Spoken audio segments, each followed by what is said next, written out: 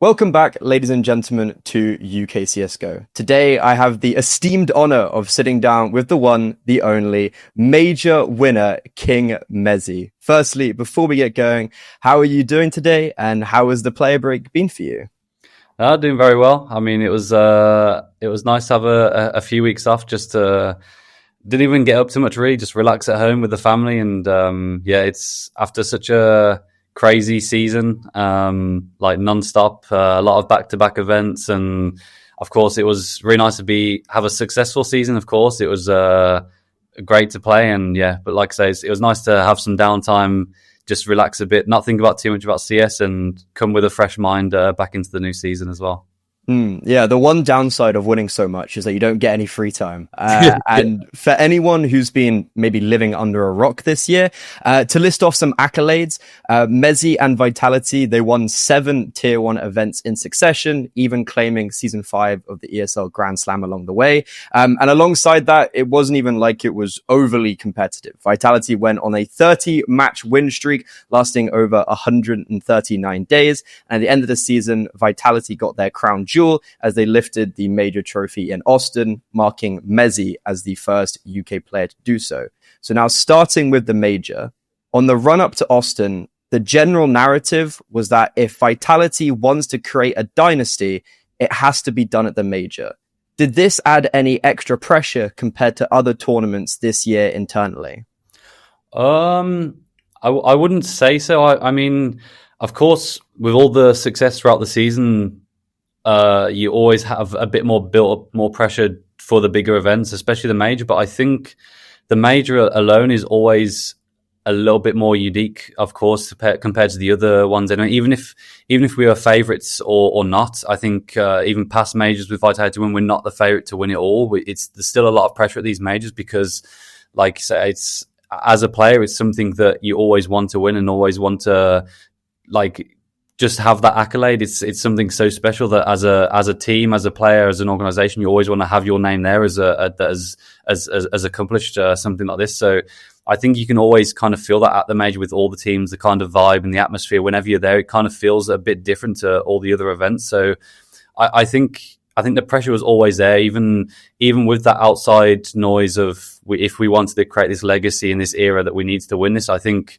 for us, we had already had an incredible season, and we just knew that all of that work before was building up to this, and we kind of just needed to focus on what we had done previously and to continue to consistently do as well leading into the major. Because I think throughout that season we had a lot of high pressure moments as well, like in Melbourne as well, and to close out the Grand Slam so quickly, there was a lot of pressure, and that's something that we've done so well as a team, is kind of deal with that and embrace it as well. Because I think there's plenty of other teams that would wish to be in our position to feel that pressure and feel that nerves going into the games, and we have that privilege to be able to be in that position. So I think we did a great job as a team, and the backroom staff at Vitality to help us deal with this as well. Because like you say, there's always going to be a lot of pressure going into the major, but especially for us with that kind of expectation as well to win this major, the pressure was high, of course, but I think we deal with it well as well.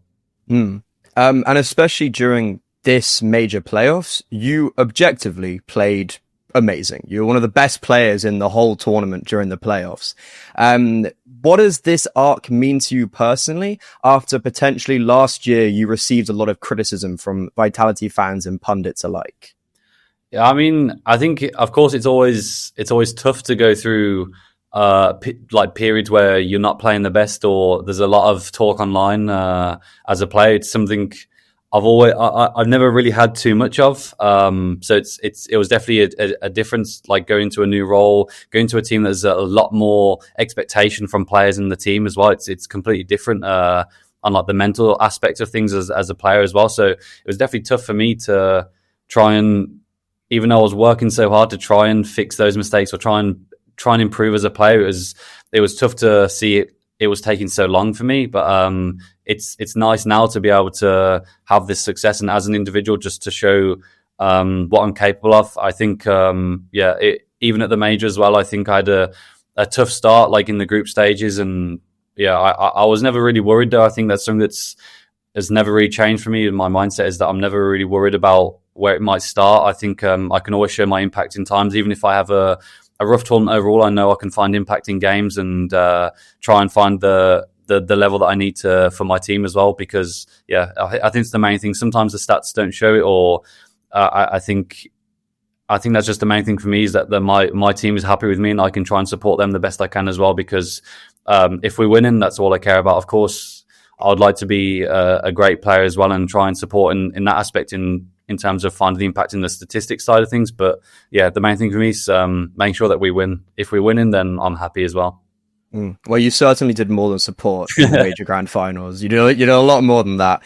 And so now, after winning the major, did you ever expect that you'd go from playing rock, paper, scissors to decide a veto and Insomnia 57 in 2016 to now being the first UK player to lift a major trophy? Yeah, it's crazy. I think even when I first joined Vitality and never being able to win a tier 1 trophy or even being really close to getting the chance to, and then I joined Vitality and we instantly have the success that when I first joined and we're winning trophies, and even that felt quite surreal. And going onto the stages continuously and just consistently playing in front of all the fans, it feels crazy to do that. And then being able to just almost win pretty much everything this year, and then also being the first UK player to win a major, it's something that I never thought was really possible. It's something that I, of course, always was looking to work towards. And in this team, the year we've had is crazy. So to be able to win the major as well is just, it's a dream come true. Because, as I say, as a player, as a UK player as well, it's something you never really think about. Because, I think it's tough for a lot of UK players to look forward and try and see where they can go within CS. There's not a huge amount of opportunity, and just to be one of those players that's been able to win this event and also hopefully push other UK players and hopefully motivate them to be able to keep working hard as well to come as improve as much as they can to play at these events as well. I hope I can do it, because I think it just shows anything can happen. For me, I never thought I would be able to win tier 1 trophies. I've been doing that, and then now to win a major trophy, you would never think it's possible, and here I am now. So it's a crazy opportunity. But the hard work doesn't stop. The traveling and the tournaments don't stop, and it's straight back into it as well for the rest of this year. So we'll see. Hopefully it's only the start of it. But since the major, you've garnered a lot of attention, obviously from UKCSGO, but from more traditional media. Specifically, you had an interview on BBC. X have given you your own hashtags. Yeah. How does it feel to get all of this recognition from the UK as an esports player, but also potentially be thrust into a wider spotlight? Yeah, I mean, it's crazy the opportunities that have come from the win, especially with the major. It's like you say, it's so nice to just. I mean, I've always had a lot of support from UKCSGO, a lot of the UK players. It's always nice to have this. It gives you that extra push as well, and like I say, just to keep working hard and try and bring success back to the UK and try and keep putting UK CSGO on the map as well, because that's one of my goals as well, is trying to just try and build up the UK scene and try and in the future build more players into tier 1, build more teams, and hopefully that can happen. But to also have more of the traditional news and just having people that are outside of esports being more interested in kind of putting esports out there as well, and trying just to give a bit more spotlight.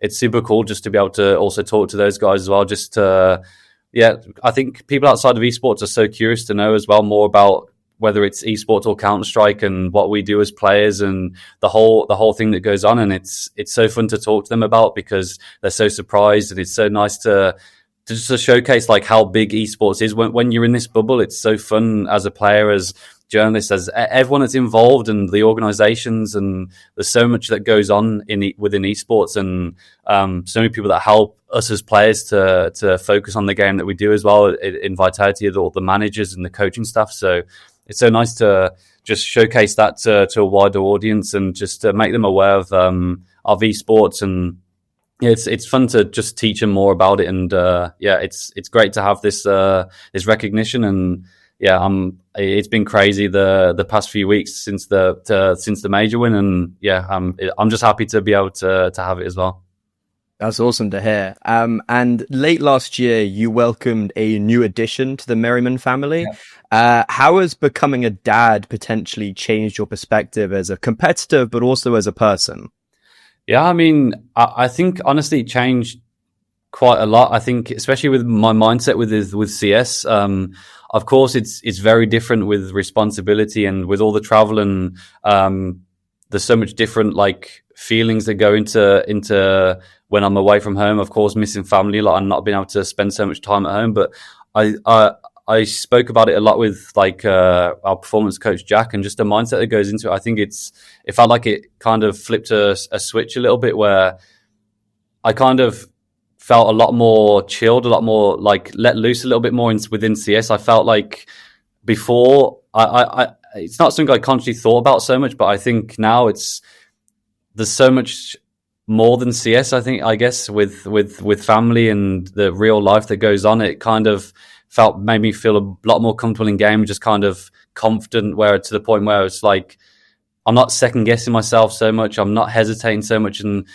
yeah, maybe that was time with the team, maybe that was having a baby and kind of just realizing there's so much importance in family and so much importance in life back home as well. And when I'm away, just making the most of the time that I have when I'm away. So I think that was the big focus for me, that not about not caring so much, but just just letting loose a little bit more and just being a bit more free within the game, and not being scared to make mistakes, because like I say, there's so much more in life, and that's helped me enjoy the game even more within this team and within CS, to the point where I feel like I'm playing much better CS and can play much better as well. Nice. And coming towards the end, you've obviously walked the halls of EPIC.LAN, you walked the halls of the Birmingham NEC, just like many are still grinding through to this day. What would be your message to the next UK player who's dreaming of where you are right now? I mean, just keep playing, whatever it is. Just keep putting in the hours as much as you can. I think for me, it's never going to be a straight line to success or to a tier 1 team or to professional Counter-Strike. I think even for me, it was a lot of up down. Like I say, I played 3 or 4 Insomnia lands where I was getting grouped and didn't even get far. And then like it's such a roller coaster of in the path and the journey of becoming a professional Counter-Strike, especially in the UK. I think so that's why I think it's so important just to keep playing, and whether you get into a team, it's going well, and then all of a sudden the team disbands. It's not time to take a step back and just relax. It's time to put even more hours in and try and grind and find new people to play with, find new ways to improve. Like I say, ask around as much as you can, look for advice, just be curious and not feel like don't let the ego get in the way, and don't think you're too good. Just like I say, it's important to find ways to improve, and that, I think the first thing for me was always like trying to ask people and try and find ways to improve and